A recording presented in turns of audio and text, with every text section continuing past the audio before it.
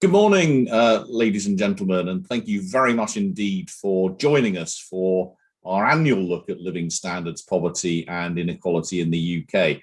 I'm Paul Johnson, I'm Director of the IFS, and I'm delighted to be welcoming you to this annual event, the second in a row, of course, which we have been doing online only.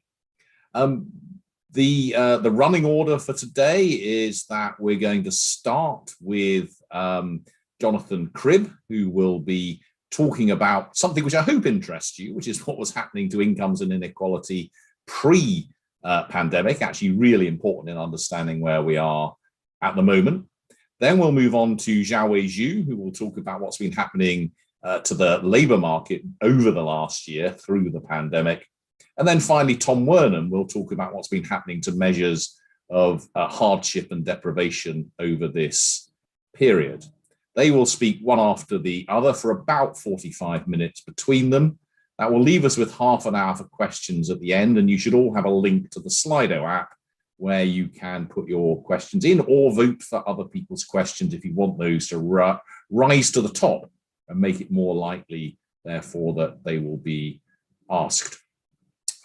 There's nothing really more for me to say by way of introduction other than to thank the Joseph Rowntree Foundation, who have again funded this and supported this report, a really important part, I hope you'll agree, of our understanding of what's happening to poverty and inequality in the UK, as it has been now, this report, for over 20 years, and obviously a quite remarkable year to report on. I will now hand over to Jonathan, and as I say, please do put your questions into the Slido app as our speakers are speaking, as well as at the end. Thank you. Thank you very much, Paul, and welcome everybody.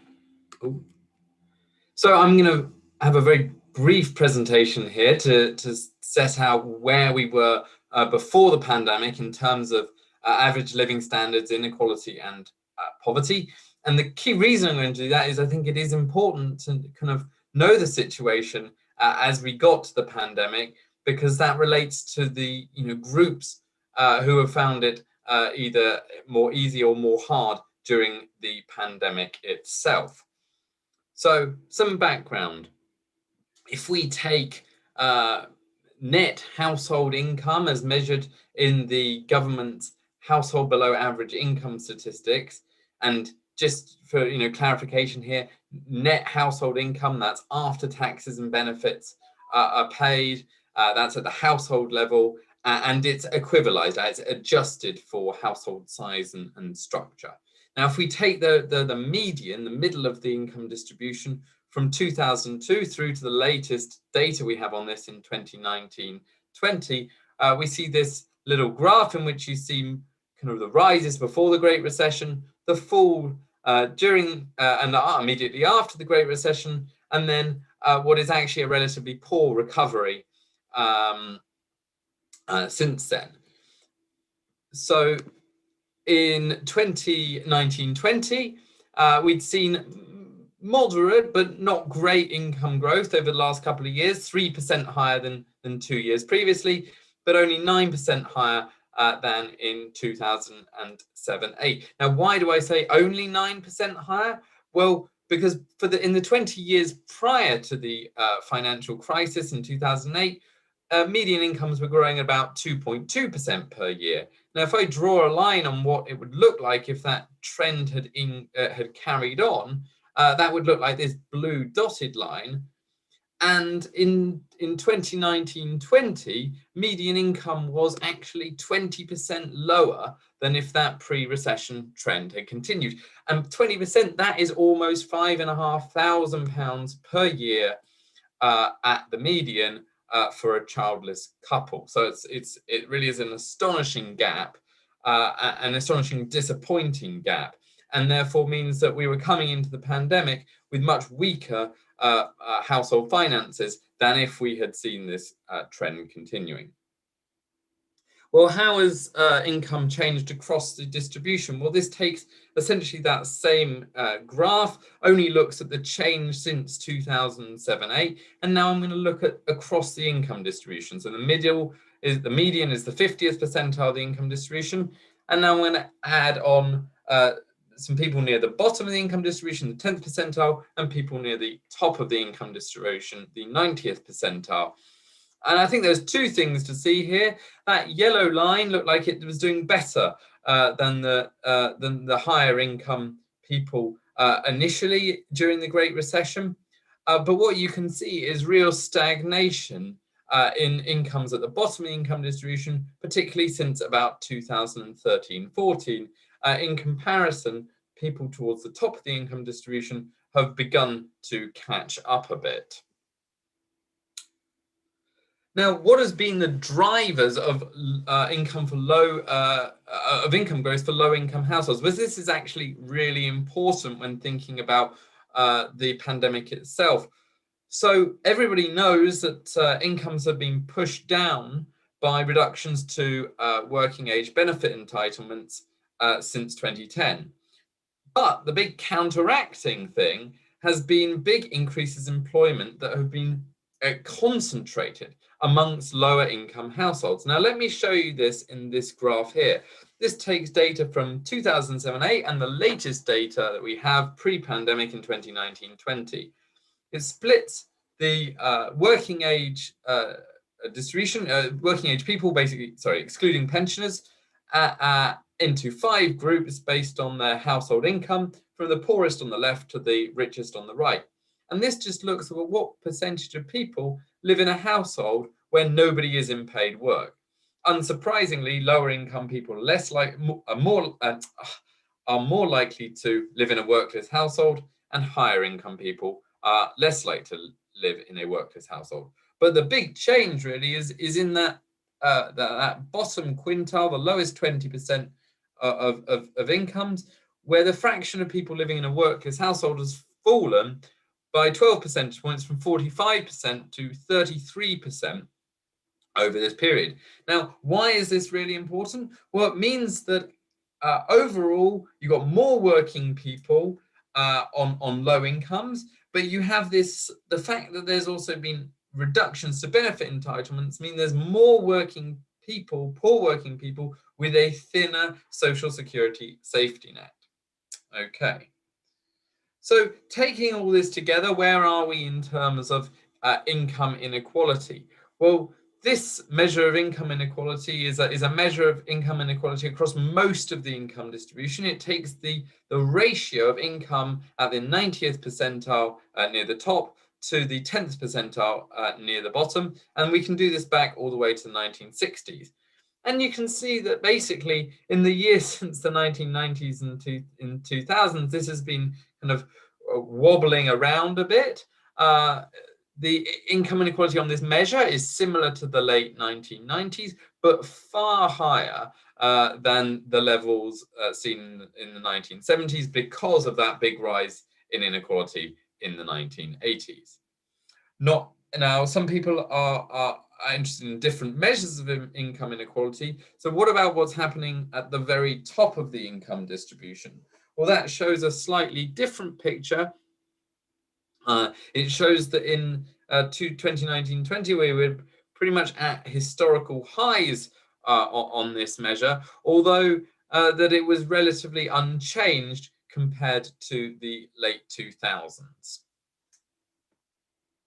So that's thinking about the middle. I've talked about the middle of the income distribution. I've talked about income inequality. What does all of this mean for measures of poverty? Well, there are 2 main measures of poverty in the UK, and there's a measure called absolute poverty, and there's a measure called relative poverty. And very quickly, absolute poverty is the fraction of people who live on an income below a line which is fixed in real terms. Okay, so this basically tells us whether low-income people are getting having higher incomes or lower incomes. And this shows absolute poverty all the way back to 1998.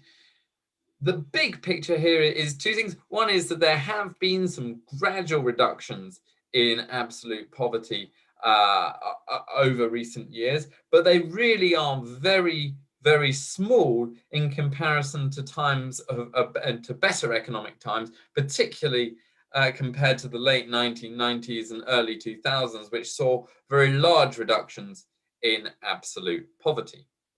The other measure of poverty in the UK is a relative measure of poverty, and it's called relative because it looks at incomes of poorer people relative to those on the middle.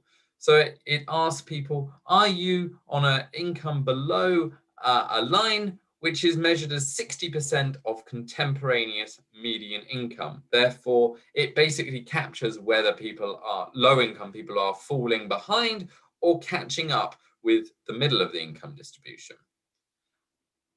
So if I show relative poverty now, back to 1997, we can see actually that for the population as a whole, it really has been remarkably stable. I think for the last 15 years, it's just wobbled slightly between 22 and 23%.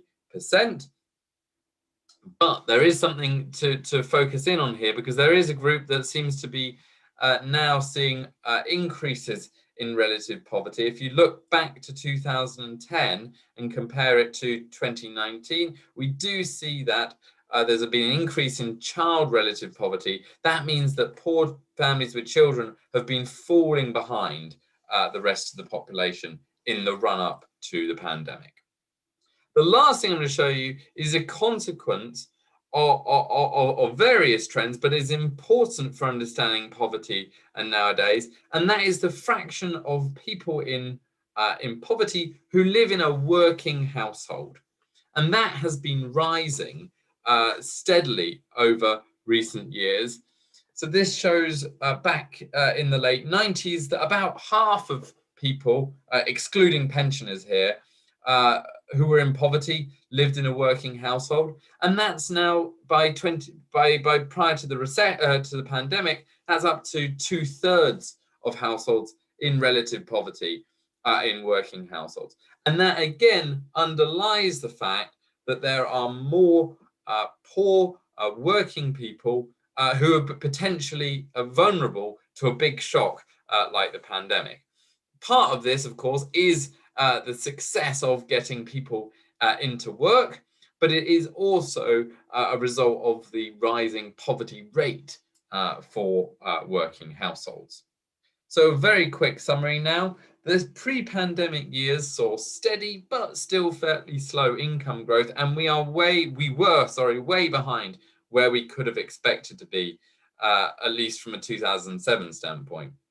We have seen income growth stalling for poorer households since 2013-14, and this means that there's been both small declines in absolute income poverty, and there have actually been some recent rises in relative poverty for children.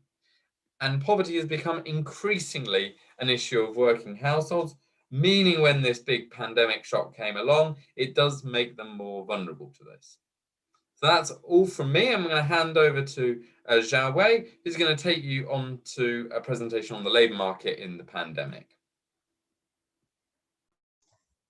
Great, thanks very much, Jonathan.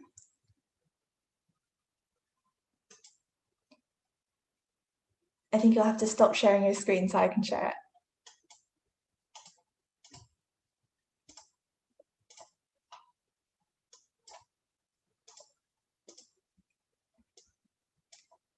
Great. So Jonathan's just talked about how living standards have changed in the run-up to the pandemic. In this presentation and the next, we'll talk about changes over the course of the pandemic. So in this presentation, I'm going to talk about changes in labour market outcomes, which are, after all, the main determinant of living standards. So I'm going to start by looking at how employment has changed over the course of the pandemic, and then look at how earnings have changed for those who remain in work. So as well as looking at employment changes at the individual level, I'm going to look at changes at the household level. And that's because an individual who loses their job, who's the sole earner in their family, would suffer a larger hit to their living standards than if they had a partner who carried on working over the pandemic. Throughout, I'll be using data from the Labour Force Survey, which is the ONS's official source of labour market statistics, and that data goes up to January-March 2021. So let's start by looking at employment changes over the course of the pandemic. So this chart here shows in the last quarter of 2019, the share of adults in the UK in different employment statuses. So we see that just before the pandemic hit, about 70% of adults in the UK were employed or self-employed and working at least 1 hour in the week of the interview. Another 9% were employed or self-employed and not working any hours in the week of the interview, either because they were off sick or on holiday, on parental leave, and so on. About 3% were unemployed, and the remainder were inactive, meaning that they were out of work, but also not actively seeking work. So overall, pre-pandemic, we see that around 30% of adults in the UK worked no hours in the week of the interview. Now, as the pandemic hit, we saw a sharp drop in the share of employees and self-employed people, in the share of people who were employed or self-employed and working at least 1 hour a week. But because of the furlough scheme, this translated into a rise in the share of people who were employed or self-employed and not working, rather than a rise in unemployment. And in the data, we can see that the increase in the share not working represented people going on furlough or self-employed people being out of work because of a lack of demand, rather than people being off sick because of COVID. So overall, in the second quarter of 2020, at the peak of the pandemic, about 42% of adults in the UK worked 0 hours in the week of the interview. Now, as the pandemic evolved, we saw a rise in the share of people working positive hours over the summer months as restrictions were lifted, and a fall again as we entered the second and third lockdowns. In the latest quarter of the data, we see an uptick again as restrictions were lifted this January. But again, we see that changes in economic activity translated into changes in the share of people who were employed or self-employed but working 0 hours, rather than a change in unemployment. So we do see a slight uptick of unemployment over this period, but in the first quarter of 2021, there were only around 0.3 million people more who were unemployed compared to pre-pandemic, as opposed to 1.2 million people more who were employed or self-employed, but not working any hours in the week of the interview. So overall, at the start of this year, around 34% of adults in the UK were working 0 hours in the week of the interview, which is substantially higher than the pre-pandemic level of 30%, but much lower than the peak of the pandemic in around April last year. So in the last chart, I didn't distinguish between employees and the self-employed, but we know that the pandemic has hit self-employed workers particularly hard. This chart here shows the share of workers, the share of employees and self-employed workers who worked 0 hours in the week of the interview over time. And we see that pre-pandemic, the share was roughly the same across employees and the self-employed. So these are people who are off sick, on holiday, and so on. As the pandemic hit, we saw a large increase in the share working 0 hours among self-employed people. And in the latest data, the share of workers working 0 hours was still 50% higher for the self-employed than for employees. We also saw large differences in labour market changes across demographic groups. So these points here show the change in the share of all adults working 0 hours between pre-pandemic and early this year. So this corresponds to the 30% and 34% that we saw earlier.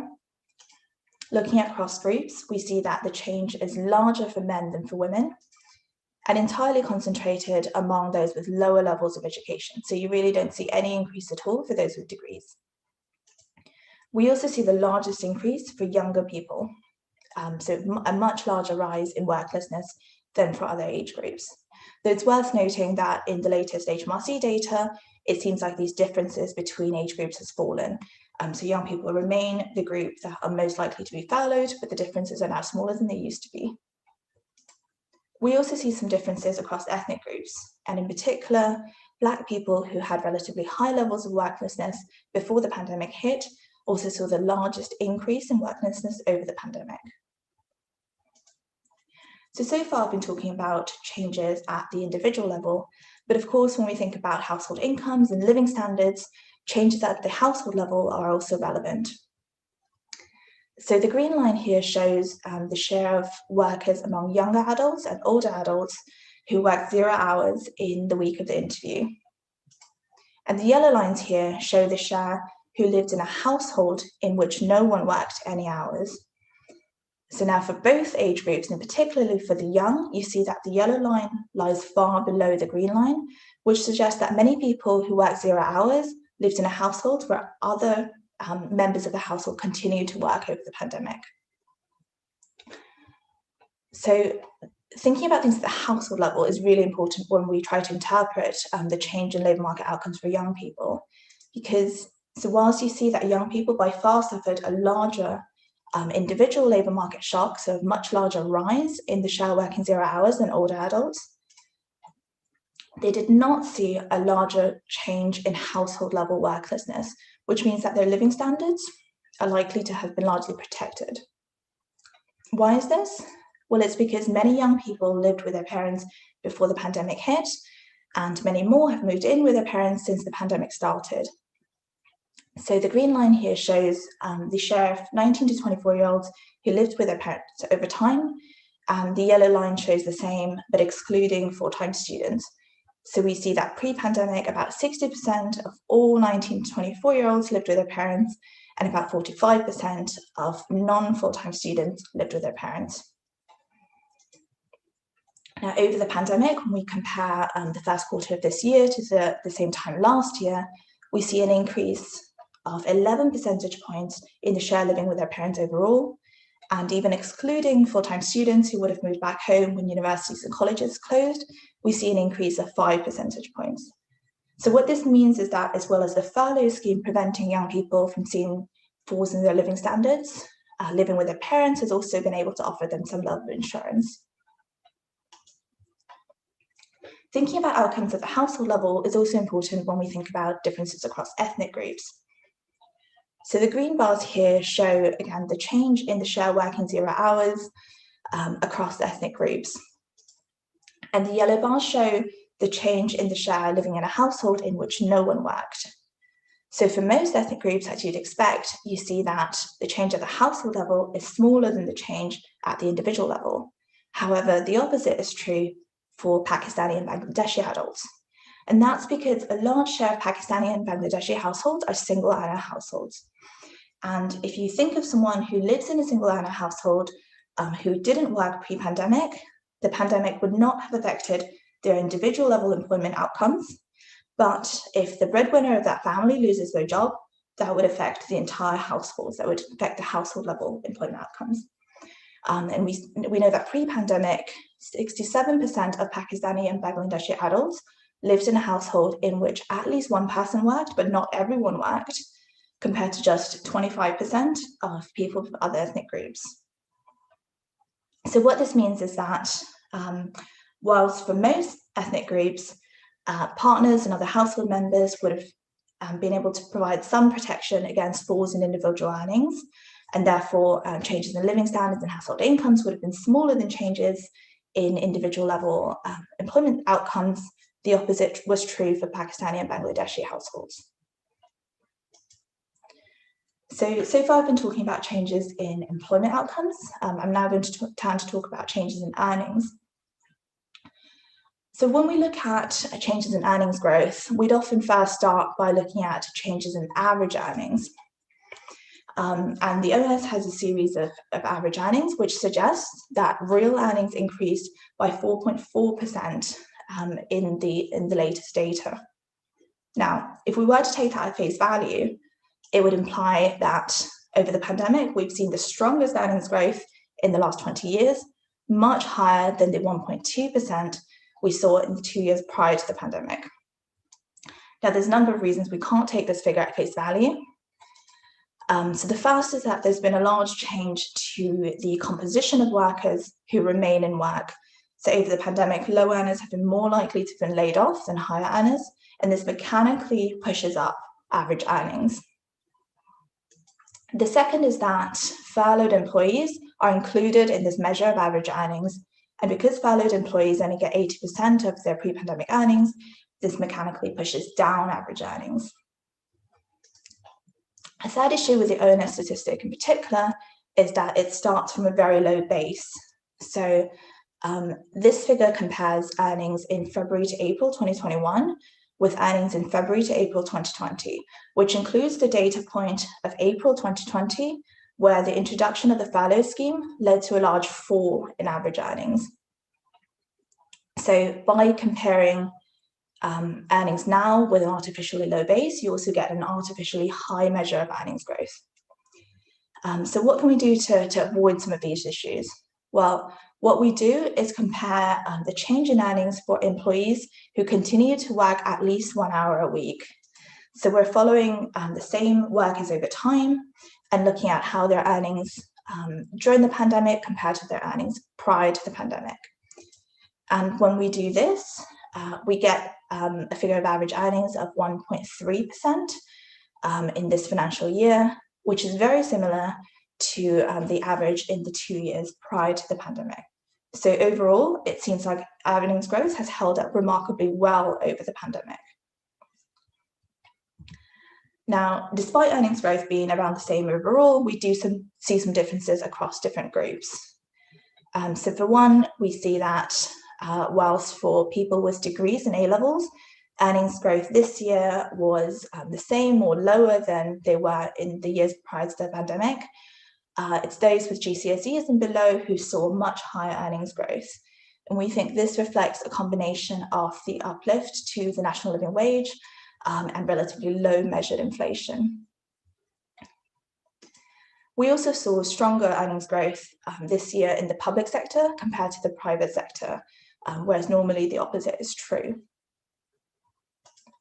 And looking across age groups, we see that younger adults saw much lower earnings growth compared to pre-pandemic times, whereas older adults saw around the same level of earnings growth. So it's worth noting overall younger workers still saw high earnings growth, but it's normally the case that earnings growth is strongest at the start of your career. So even though young workers still saw relatively high earnings growth, it was much, much lower than it would have been in the years prior to the pandemic. So to sum up, so given that we've suffered the largest recession in about 100 years, it seems like the labour market has really held up surprisingly well. The furlough scheme and the self-employment support scheme have kept unemployment from rising, and overall earnings growth also seems very similar to pre-pandemic levels. Looking at employment changes at the household level shows that household level worklessness has risen by much less than individual worklessness, which means that as well as the furlough scheme providing protection against falls in earnings, other members of the household have also been able to offer some level of insurance. And this has been particularly important for young adults, many of whom live with their parents and even more who have moved in with their parents over the course of the pandemic. However, this is not true for Pakistani and Bangladeshi households, which are much more likely to be single earner households. And therefore, the loss of a job of a breadwinner of the family would affect the entire family. Despite the fact that the labour market has held up quite well so far, we think there still could be challenges that lie ahead.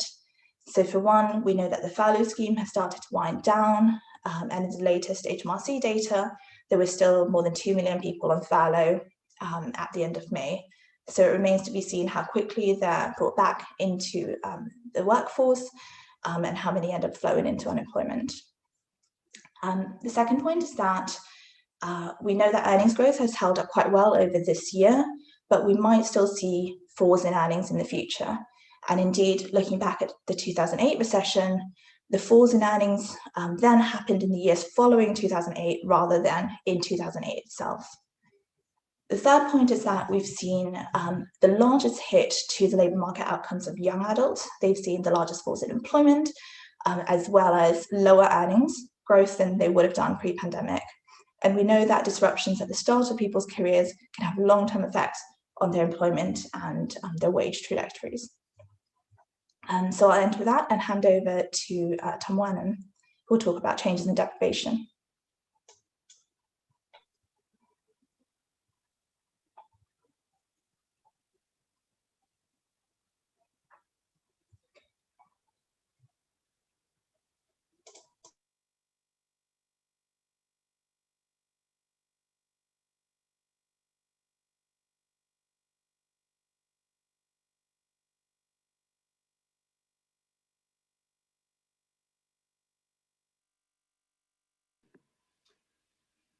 Tom, can you hear us? Because we can't hear you.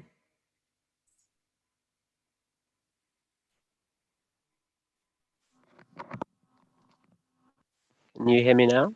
Yeah, I think maybe let's go again. Some kind of glitch. So in this part of the presentation, I'm going to talk about various measures of material deprivation, seeing how they've changed during the pandemic and comparing this to the situation before. So we've just seen how the pandemic has impacted the labour market overall and for different groups. And while this has clearly been a significant shock, various government policy changes have sought to alleviate the impact on incomes. These include furlough, where the government has paid 80% of the wages of many employees who could not work. The self-employed income support scheme, which provided several grants to some self-employed people, there were many excluded, and uplifts to some benefits, including a £20 increase to universal credit and working tax credit. So we need to examine data on living standards directly to see how people have fared as a result of all these changes. So this presentation is going to focus on a set of measures of deprivation available from Understanding Society survey data, which has been collected over the course of the pandemic, as well as in the years before. And with the complex picture of lockdowns, labour market shocks, and huge government spending to support incomes, these measures allowed us to cut through this and see directly how reports of hardship and deprivation have changed overall and for various groups. So we're going to focus on 4 measures in particular. And what I'm going to do now is introduce these 4 measures and show how they varied on average before and during the pandemic. And then I'll break the changes down for these measures by different groups, splitting the trends by employment status, poverty status, ethnicity, and age. So I'll begin with what we're calling our objective measures, which are asking people about the facts of their financial situations. The first measure we have is the proportion of people living in a household behind on at least one of its household bills. And these could include gas, electricity, water, council tax, and so on. For this measure, and indeed in every chart in the presentation, I'm going to show you a data point from before the pandemic in purple, from the first lockdown in April to May 2020 in grey, and from the first quarter of 2021 in yellow. Now, in this case, you can see that 6.5% people were behind on their bills in 2018-19, and there was an increase of about 1.5 percentage points towards the beginning of the UK's experience of the pandemic. But this mostly recovered by first quarter of 2021. Now, the second measure shows the proportion in a household that used a food bank. This is a much more extreme measure, and hence the axes are very different. We can see again a similar pattern of a slight increase in food bank use towards the beginning of the pandemic and a recovery later. Just reflecting on these measures, it really is quite surprising how little change there's been given the huge upheaval that's been caused by the pandemic and lockdowns and social distancing. So despite this huge disruption to people's lives and jobs, we don't see big increases in deprivation and hardship by 2021 on these measures. So secondly, I'll move on to what we're calling our subjective measures, which ask individuals about their own judgments of their financial situations. So on the left, we have the proportion reporting that they are finding things financially difficult at the time of interview. And surprisingly, it's actually lower at the start of the pandemic, shown in grey, than it is in 2018-19, shown in purple. And it's lower still in March 2021. Now, it's not entirely clear why this shows a different picture to bills and food bank use, but subjective reports of financial difficulties are less concentrated than arrears on bills amongst the poorest part of the population. So this measure may reflect changes in the circumstances of a wider range of people. It's possible that reduced spending opportunities during lockdown and the forced saving resulting from this has actually improved the financial situations of some people. And if we look more closely in the data, it's precisely those who are continuously working through the pandemic who drove this pattern of lower self-reported financial difficulties. And the story of forced saving does seem like a plausible explanation for why these people may have had fewer difficulties, but it is just a hypothesis for now. Now, the measure on the right shows the proportion expecting their financial situation to deteriorate. And we can see much higher proportion of people expecting to be worse off in the near future at the beginning of the pandemic than before, but that this had decreased considerably by March 2021. Now, during the first lockdown, people expected things to get worse in the future financially, but these expectations didn't match reality. Whilst we saw some increased deprivation at the start of the first lockdown, it generally didn't continue to increase throughout the pandemic. So the big picture from these graphs, just to recap, is that despite the huge upheaval caused by the pandemic, overall trends in deprivation measures have been relatively benign. But whilst this is true on average, we're going to see that there has been significant variation across the population. So now we're going to delve deeper into these measures, seeing how experiences have differed for different groups. I'm not going to show you every measure for every split of the data we've got. Instead, I'm going to show you some select measures for each split to illustrate the key conclusions we can draw. So to start with, I'm going to split the results by employment type. Now, apart from the direct health impact of COVID, one of the biggest changes caused by the pandemic has been the inability of many to work. Government support has differed considerably for different employment types in terms of the amount of support, extent of eligibility, and timing. So we're going to consider how experiences have differed for employees and the self-employed, looking at what their job status was just before the pandemic. So we'll split those who were employees into those that were still working in April 2020 and those who've been furloughed. Whereas for the self-employed group, while there was no furlough scheme, we're just going to split them into those who were working some hours and those who were working no hours. So the most striking finding from most of our measures is the concentration of increases in hardship amongst the self-employed who lost all work. So as an example, looking at arrears on bills, we can see that by the first quarter of 2021, almost 15% of this group were reporting being behind on at least one bill. And that's looking at the yellow bar on the far right of the chart, compared to just 2% in our pre-pandemic data. Now, the self-employed who were able to keep working also saw increases in arrears on bills through the pandemic, but to a lesser extent. Whilst for employees, fewer were in arrears in the first quarter of 2021 than during the first lockdown, with a similar level behind on their bills to before the pandemic. Our other measures also show that self-employed who lost work had a particularly difficult time during the pandemic and were particularly pessimistic about the near future.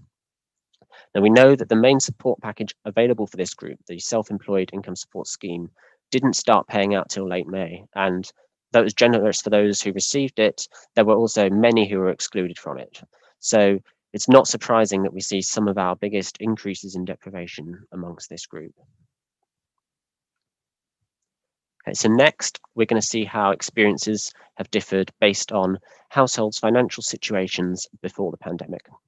Now, we do this because households who were already struggling may have been particularly vulnerable to falling into difficulty compared to others. So we're going to identify households who were in income poverty before the pandemic and see how their experience differed to those with higher incomes. Then we'll focus on working age households who were in poverty before the pandemic and split that group into households that were vulnerable to the labour market shock, i.e. households who had at least one worker, and those households that contain no workers.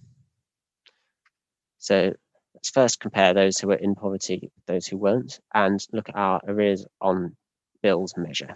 And we can see before the pandemic, unsurprisingly, those who were in income poverty were already 3 times more likely to be behind on their bills.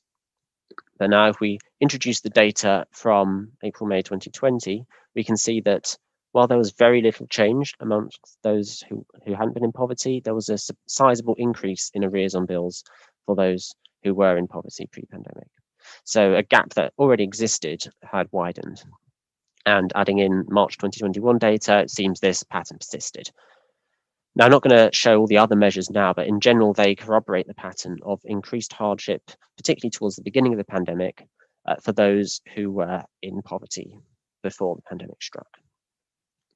So now I'm going to take the group on the left, those in poverty before the pandemic, and split it into workless households and working households, this time excluding any individuals aged 65 or over. And again, we'll look at arrears on bills, and we can see that before the pandemic, this was much more common amongst workless households. But by the first lockdown, the proportion of working poor households behind on their bills more than doubled, whereas there was barely any change for poor non-working households. And this makes sense given working households were the ones that were most vulnerable to the labour market shocks that came with lockdown. However, it does seem that there was some recovery for this group on this measure by March 2021. So now we're going to look at how experiences have differed by ethnicity. It's widely reported that the pandemic has had differing impacts on different ethnic groups. And we've already seen this is true on earnings as well as the health impact. So here we're going to see if this is translated into financial difficulties. Now, ideally, we'd like to see how experiences have differed by detailed ethnic groups, given we know that different ethnic minorities have been affected on average in different ways. For example, Xiaowei showed us earlier how Pakistani and Bangladeshi people have had particularly large rises in household worklessness. But unfortunately, with the data we're using here, we can't reliably do this due to sample size limitations. So what we're going to do instead is we're going to compare the experience of white people with all other ethnic groups in the population combined, who we'll refer to here for convenience as ethnic minorities. So looking at arrears on bills, before the pandemic, ethnic minorities were already over twice as likely to be in arrears on bills, striking in itself. But the most startling finding here is that by the first lockdown, whilst there was barely any change for white people on average, there was a huge increase in arrears on bills amongst people from ethnic minorities, with 21% falling behind compared to 12% pre-pandemic. So this is another story of a gap that already existed, widening as the pandemic struck. Now, by March 2021, there was a partial recovery for ethnic minorities, but the rate was higher than before. We see a similarly startling picture when looking at subjective reports of financial difficulties. So again, there was a large disparity before the pandemic, and whilst for white people, the proportion reporting difficulties was actually lower during the first lockdown on average, for ethnic minorities, the measure was 4 percentage points higher. So finally, I'm going to touch on how experiences have differed by age. We know the pandemic has severely affected the employment of younger adults, but with many living with parents or moving back to their parents during the pandemic, this has not led them to suffer a large increase in household worklessness compared to the rest of the population, as we saw earlier. Now, looking at our range of measures of deprivation, we also see that younger adults aren't doing much worse than older working age adults. On most of our measures, young people are doing at least as well as these other groups. So some of the mechanisms shielding younger adults from household worklessness may have had the same effect for deprivation. However, young people did have a particularly hard time when looking at expectations for the near future, with the rate expecting their situation to deteriorate actually doubling at the start of the pandemic, a much larger rise than for other groups. This may have been because of the increased exposure to the labour market shock, but it seems that so far at least, this has not translated into financial deprivation increasing. So to wrap up, our indicators show limited change in overall deprivation measures during the pandemic. Now, given the drastic changes that the pandemic, lockdown, and social distancing have caused to people's lives, it really is remarkable that deprivation and financial hardship haven't sharply increased. Possible explanations for this include the huge spending from the government, which has softened the blow from the significant labour market shock, and reduced opportunities for spending, which may have helped some. But it's important to remember that masked behind these muted big picture changes to deprivation are significant inequalities in the impact of the pandemic on different groups. It looks like there are 3 overlapping groups who've struggled more: the self-employed who lost work, ethnic minorities, and those who were already in poverty before the pandemic. And the extent and speed of their recoveries from the crisis will be key to how we judge the pandemic's legacy on living standards and on inequality. Okay, thank you very much, and back to Paul.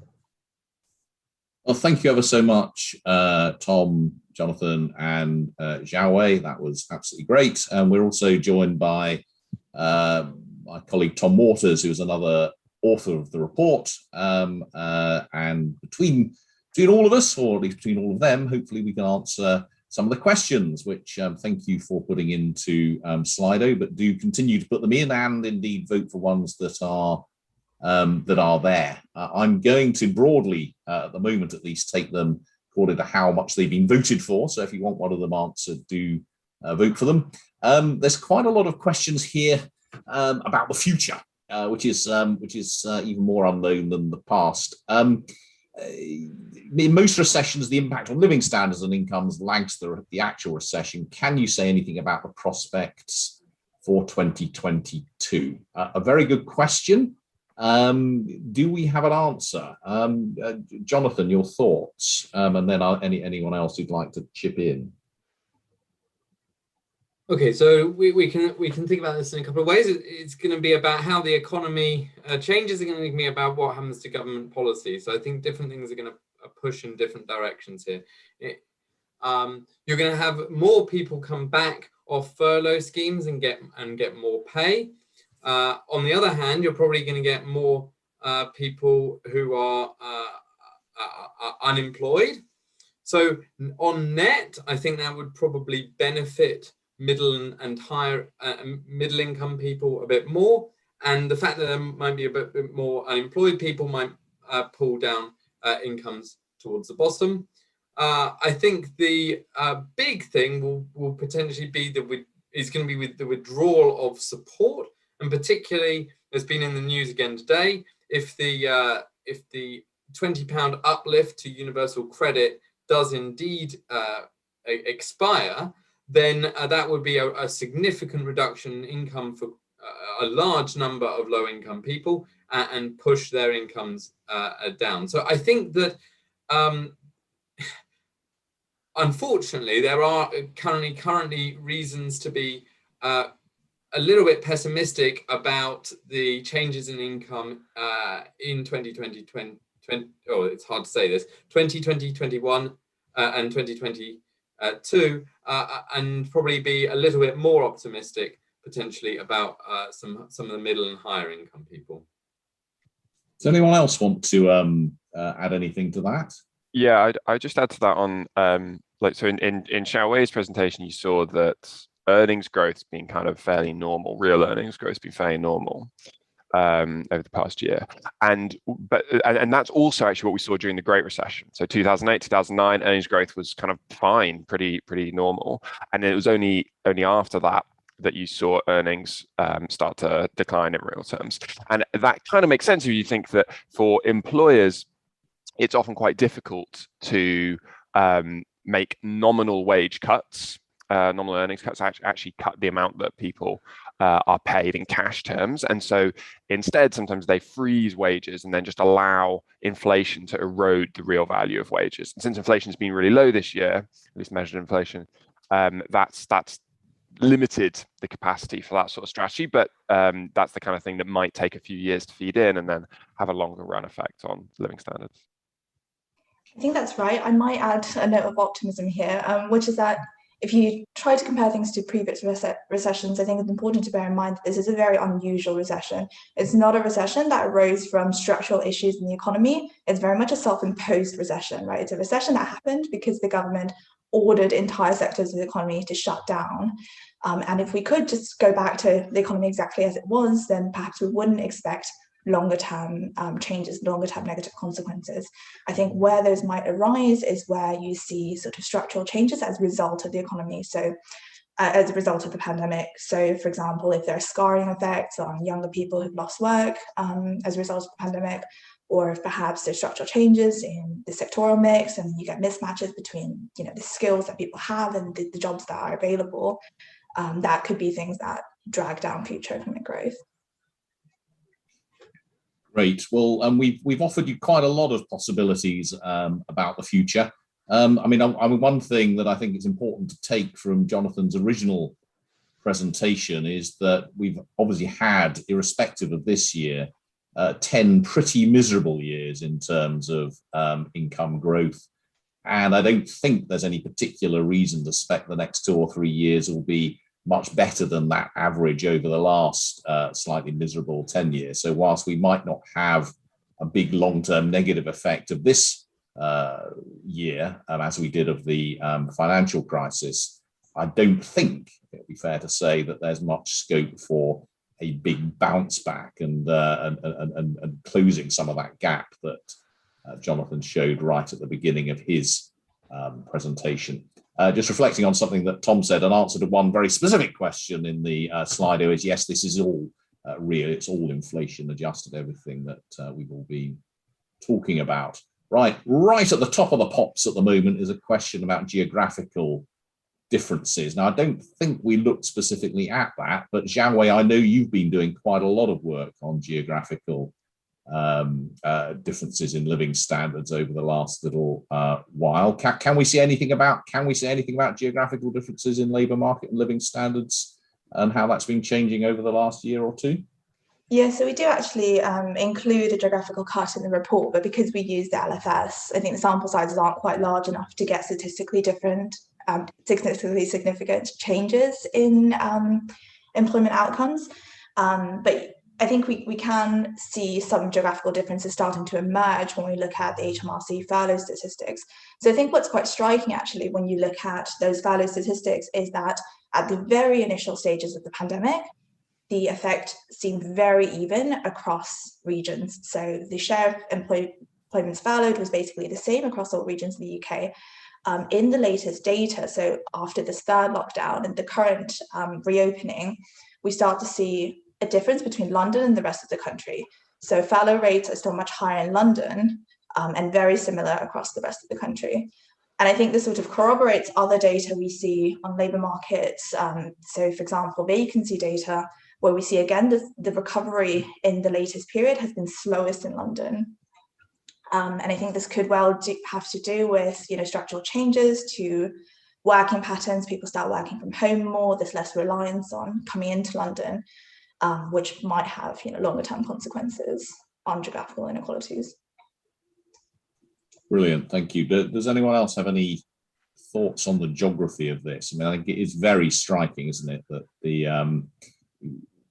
the differences across the country do not, on the whole, seem to be associated with the sort of those bits of the country that you might want to think need levelling up, and actually that impact on employment in London, at least in the short run, has been pretty substantial. The next question, I don't know whether we've got anything on this. There's a question about levels of deprivation related to protected characteristics, impacts on disabled people and on women. We've clearly got that by ethnicity, but have we looked, or is there anything different about the impacts on other groups as defined by protected characteristics? Well, we haven't looked at gender. We have looked at disability, and on the whole, we don't actually see significantly higher financial deprivation for this group. I mean, clearly there are plenty of other particular impacts the pandemic's had on disabled people, but given that non-disabled people are much more likely to be working, the labour market shock has in general affected this group more. I think there's a slight increase in disabled people being behind on their bills, but only very small. But yeah, the big picture is we haven't seen huge differences between disabled and non-disabled people. Any gender breakdowns in the labour market analysis, shall we? Yeah, so the employment outcomes analysis actually shows that men have suffered a larger hit in terms of working 0 hours over the course of the pandemic. I think though that the different sources give slightly different answers on gender. So I think on furlough rates, I believe it's relatively even across men and women at the moment. But then some of our earlier surveys that looked at mothers and fathers, this is during the first lockdown rather than men and women in general, saw a much larger increase in furlough and unemployment among mothers, presumably because school shutdowns meant that they had to be the ones who looked after kids. Yeah, I think it's actually worth thinking about what did we learn in the first lockdown and how has that differed to the rest of the pandemic. And as in some cases that's because different sectors shut down in different ways. You know, a lot of men are employed in construction that was shut down in the first lockdown, but was open for the rest of the pandemic. And particularly, as Xiaowei identifies, the impact of school closures. When schools are closed, that seems to hit women, working women, a lot more than working men. Yeah, I guess one thing to add to that is that this is quite like the fact that we don't see very large differences by gender is quite unusual looking at past recessions, right, which tend to hit men much harder than women. And that's because of the specific sectoral mix that was hit in this recession, which includes things like hospitality, sectors that women are much more likely to work in. I mean, that may, that's an interesting reflection, isn't it? That in previous recessions, it does tend to be men harder hit, and that's often because they hit sort of manufacturing and construction particularly hard, which, as you say, outside of the first period of this last year, very much hasn't been the case, and indeed construction in particular has been booming relatively to much of the rest of the economy more recently. Question now about public sector workers having higher earnings growth than private sector workers. I mean, actually, that's pretty much universal in terms of what happens during recessions. Public sector pay tends to lag what happens in the private sector. The public sector tends to do much worse when the economy is doing well, and the private sector does worse during periods of recession. But Xiaowei or Jonathan, would you like to add to that? Might be one for Tom, actually. Yeah, I'd say so. I think there's kind of three things going on there. So the first is kind of what you alluded to, Paul, that public sector pay is just generally kind of a bit less sensitive to market conditions. You know, they tend to be set a bit further in advance and a bit sort of slower to adjust and things like that. So when we look during the pandemic, those things aren't in play. The question specifically asked as well about public sector pay freezes, but the pay freezes actually finished back in, I think the last one was in 2017. And so there were pay increases in the run up to and in the pandemic itself. But another key point is that what I think is probably driving some of the effects is overtime in the NHS. So we're looking at total earnings, not hourly pay. So if you work a lot of overtime, then that's going to push that up. And so I think that might be partly behind why we see slightly stronger numbers for the public sector. And my guess is that what we saw in the last recession back in 2009-10 was the public sector pay massively outstrip what was going on in the private sector, as private sector earnings dropped very quickly and public sector wage agreements continued. And then a decade during which the public sector did worse than the private sector and indeed went back down below its pre-crisis levels by the end of the decade. My guess is that we'll, on a less dramatic sense, we'll probably see something a little bit similar this time around. We've got another question asking us to look into our crystal ball. This is from Rebecca from Trust for London. Predictions of the future, in particular on different ethnic groups and in different geographies. This is getting down into even more crystal ball gazing, but do we have any thoughts about how the next few years might pan out for different groups defined along those lines? If the answer is no, I think that's... So I can venture an answer on the interaction between geography and ethnicity. So one thing that I said earlier was that it seems like London's recovering much more slowly than the rest of the country. And to some extent, I think there's data that shows that cities in general have been hit very hard over the pandemic compared to non-cities. And we know that ethnic minorities are very much concentrated in cities, which would then lead to them being adversely affected. And if this is something that persists into the future as a result of more widespread working from home economic activity moving away from the cities, then perhaps we would see poorer outcomes as a result of that for ethnic minority groups. I guess one thing, though, that's quite positive over the pandemic is that, I think it's really drawn attention to ethnic inequalities and, the fact that death rates have been so much higher for ethnic minorities than for white people. I think perhaps that focuses policy attention and public attention on the issue of ethnic inequalities. So perhaps that could vote well in the future. Can I just add a different note? I mean, about the end of furlough, I mean, nobody knows exactly what's going to happen, but if there is a reason to be optimistic, it is that the forecasts from, say, the Bank of England are massively more optimistic about what is going to happen in the third quarter of this year regarding unemployment than forecasters were 6 or 9 months ago. It looks much less likely at the moment that there's going to be kind of mass increases in unemployment. I guess to the extent that there are increases in unemployment, you would generally expect that to be correlated with the levels of which types of people are furloughed, or in our data, the kind of fraction of people who aren't working in any hours. And so, that looks more likely to affect younger people, some ethnic minorities such as Black people. But, it does look like these effects are likely to be a lot smaller than we might have feared a few months ago.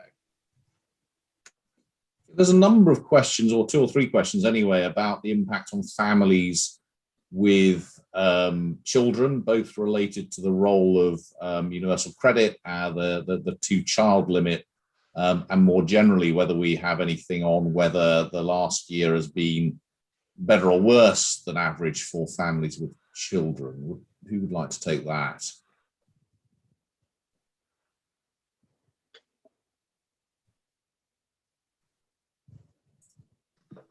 Tom Waters, go on. Jonathan unmuted his mic, so I thought he was going to step into the breach.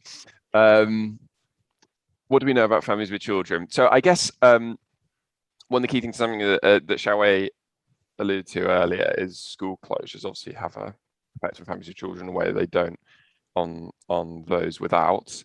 And as I think one of the questions on Slido pointed to as well, is the increase in universal credit was a flat 20 quid a week for everybody. So if you're a single person without children and you're in your own home, that's a very big increase. It's like a third almost, I think, or a little bit less than a third. So that's a really big increase in universal credit.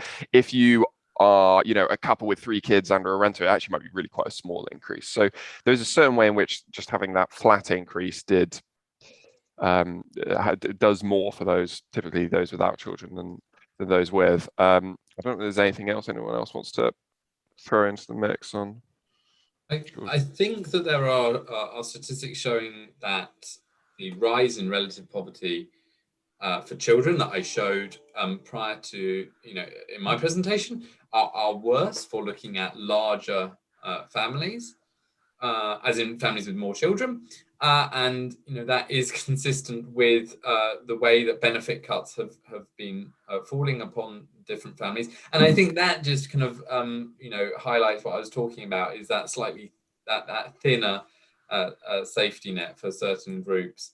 And I think that larger families with children are going to be more affected by that. Great. I can't resist the next question. Most of these statistics suggest a good news story. Should we stop worrying? I don't think we ever will stop worrying. I suppose my take on it is, yes, a relatively good news story over the last year, given what's happened to the economy, given the shutdowns and the pandemic, and a pretty effective response from government. But returning to Jonathan's presentation, it remains the case it's been a pretty bad news story, to put it mildly, over the last decade. And I think one of the things you should all take away from that presentation was that early graph of Jonathan's, which showed the gap between what we might reasonably have expected our incomes to have been had things carried on as they had for the previous 60 years. In other words, growing by a couple of % a year, and where we actually are, which I think from memory, Jonathan, means that on average people are about £5,000 a year worse off. But did any of you want to reflect on that further? I mean, should we stop worrying? Is it just all good news? Well, I think we should worry a little less about the very immediate future and probably continue worrying about the longer term future, particularly things have happened in the pandemic that just never happened before, particularly around school closures, disruption of education, to the extent that these things really lead to more difficult times in the labour markets for younger people. I think that's probably where I would focus my worry, as opposed to, as I say, 6-9 months ago, where I would have been particularly worrying about what's happening at the very end of this year. Yeah, I think that's absolutely right. I think we should worry about longer term changes in inequality as a result of, as Jonathan said, school closures, the labour market shock of the pandemic. I mean, from the scarring literature, we know that the effect of early career disruptions on your longer term careers are stronger for people with lower levels of education. So that has an effect of widening inequalities within generations, as well as widening intergenerational inequalities. And there's lots of research, some of it by us, the IFS, that shows that the disruption to schooling has been much larger for people from poorer backgrounds. So, very little for those in private schools, but even within state schools, poorer families have seen a larger disruption to schooling. And that could, again, undo a lot of the progress towards, reducing educational inequalities that we've seen over the last years.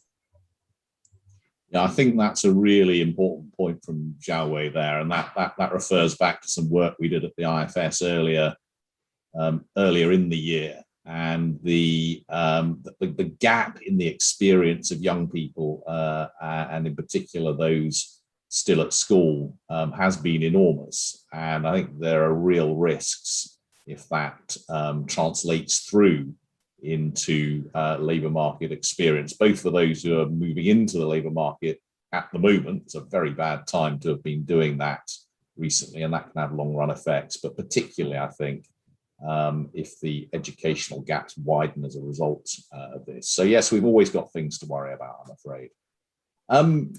Very specific question here for you, Xiaowei, I think, is how do the working 0 hour stats compare with furlough stats? And do we know anything about people who are doing voluntary or other work while on furlough?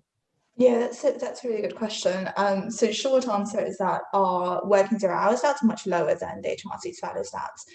I mean, one potential contributor, which is probably not a very big deal, is the fact that the HMRC measures employments that are furloughed, whereas we look at individuals. So if you hold 2 jobs and are furloughed from both jobs, then that would count as 2 employments in the HMRC data and 1 person in our data. I think that's probably quite minor though, because incidence of second jobs is quite low. I think possibly the main big thing is people who are furloughed but still working, either if that's in a second job or voluntary work, or I think probably more likely if you're still working for your current employer, even though you're not meant to be. So there was a survey done by Abby Adams and colleagues in the first lockdown, when you weren't allowed to work any hours at all when you were furloughed. That showed an astonishing 2/3 of people who were still working some hours for their employer while they were on furlough. So that could account for quite a lot of it, I think. Right. Well, here's a slightly left field question. Does the furlough scheme and slightly higher universal credit make a stronger argument for a universal basic income? I think the straightforward answer to that is no. The universal basic income is a very different thing from either universal credit or the furlough, and if intended to achieve what it isn't, which I think it is intended to achieve, which is largely to replace all other benefits and to be universal. The key statistic, in a sense, is if you want people to have a quarter of average earnings, say, pretty mean, as something that you would expect them to live on to cover their housing costs and everything else, then you'd have to spend, broadly speaking, a quarter of national income providing a universal basic income. So it is just very difficult to make the arithmetic add up. But would anybody else like to offer a slightly more nuanced view of what, if anything, this might tell us about the structure of the benefit system? It's certainly been a big, certainly furlough has been a very big change to anything that we offer in the UK. Yeah, I can say something about that. Yeah, so I think there's basically three ways to run a benefit system. So you can have a system that's means tested, so you give money to people who are poor or needy in particular ways. That's mainly what the UK relies on. That's what universal credit does. So it's giving people to low incomes right now. You can have a system that's so-called contributory, where you give money to people who have seen a large drop in their income, typically from unemployment. That's what furlough does. And then universal credit is neither of those. It gives people money regardless of their current income and regardless of whether they've just seen a large drop in their income. So to that extent, I don't think, as Paul said, I don't think that the increased universal credit or furlough scheme makes a case for UBI. The one way in which I think the crisis did highlight a particular advantage of UBI is if you're in a situation where if there was a UBI before the pandemic and the government was just regularly sending money to everyone, that would have been very easy to ramp up and to get money out the door. Because to think back to those early days, that was one big concern, was just how are we going to get money out the door to help people. And you saw with self-employed people, for example, there was a 2-month wait before they got any money, and there's good evidence that was actually a really difficult period for them. UBI, if you've already got it set up, that's just like a very easy way to get out the door without any applications or anything like that. Even with universal credit, there was concern that maybe too many people would apply to UC and the system would fall over, which mercifully didn't happen. But so I think that is, I think, the only sense for me in which the pandemic has highlighted a particular advantage of UBI. Not to say that there aren't other things to be said in this favour, but I think that's the main relation. Yeah, very, very good point. We've got 2 minutes left. Last question. Thinking about all of the data presented today, is it coming home on Sunday? Jonathan? Yes, 2-1. Tom? Yeah, no, absolutely. Yeah, it's in the LFS data that we used. Yeah. Other Tom? I have nothing to add. Xiaowei? Sure. You heard it here first. The IFS predicts a victory on Sunday. That may be about as good as the rest of our predictions. Who knows? Anyway, thank you very much for everyone for tuning in. Thank you to my colleagues, particularly for their football punditry as well as their economic expertise. And please, everyone, do continue to look out for our continued work in this area, and particularly, of course, the Deaton review of inequalities, which we will be producing large amounts from over the coming months, but not, I fear, much related to football. Thank